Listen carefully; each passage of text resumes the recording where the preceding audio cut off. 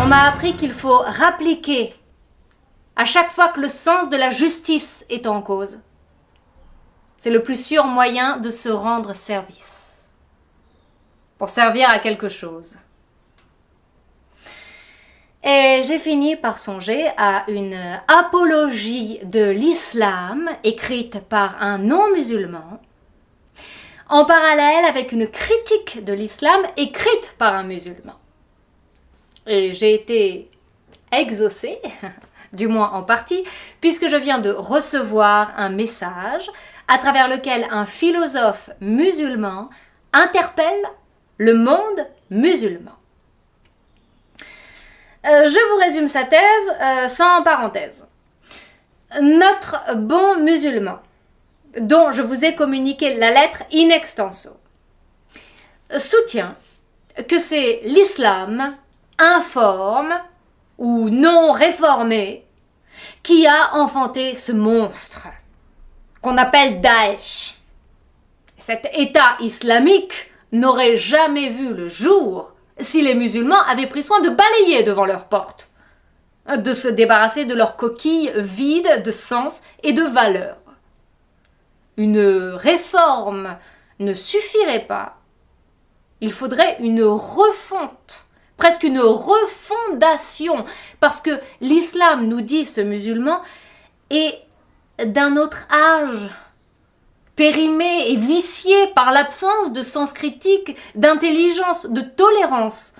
Et c'est aux musulmans d'accomplir cette radicale remise en question s'ils désirent retrouver leur âge d'or et leur lettre de noblesse. Il faut cesser de voir la vie en rose et commencer par se débarrasser de cette sclérose en plaques qui dévaste le corps musulman. On va remercier ce philosophe pour son ouverture d'esprit, même si la philosophie n'y a pas trouvé son compte, parce qu'il n'a pas été au bout, jusqu'au bout. Il a emprunté le chemin le plus facile, celui de l'enfant qui remet en question le livre et qu'il n'a pas su lire. Donc je me bornerai à lui proposer quelques pistes de réflexion pour muscler son jeu.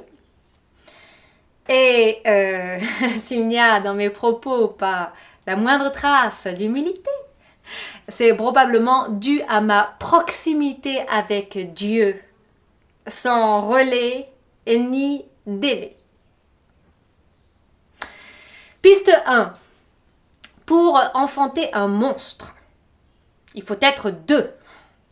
L'islam n'aurait pu le faire tout seul.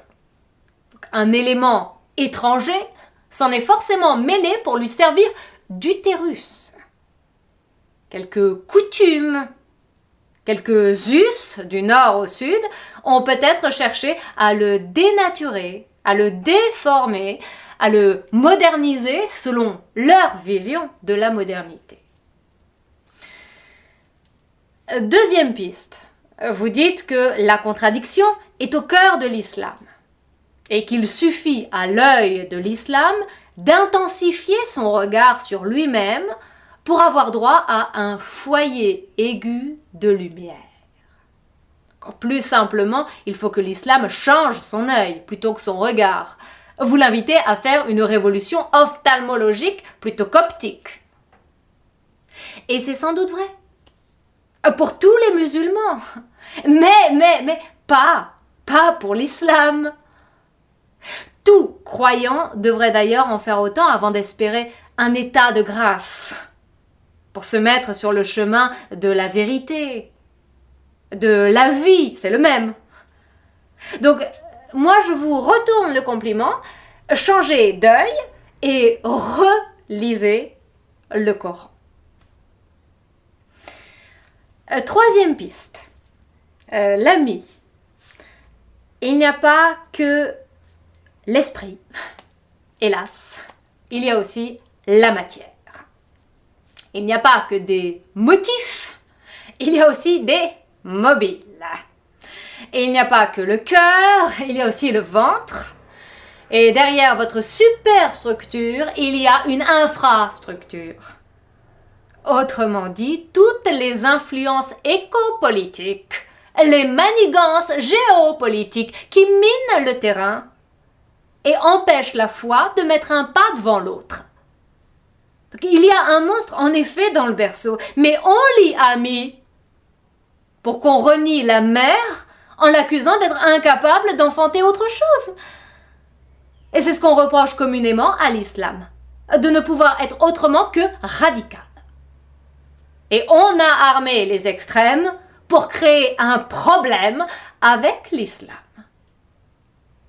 Daesh, c'est le cheval de Troie. Et dedans, il y a suffisamment d'agents nocifs pour te démontrer que l'islam ne peut plus rien racheter. Aucune âme.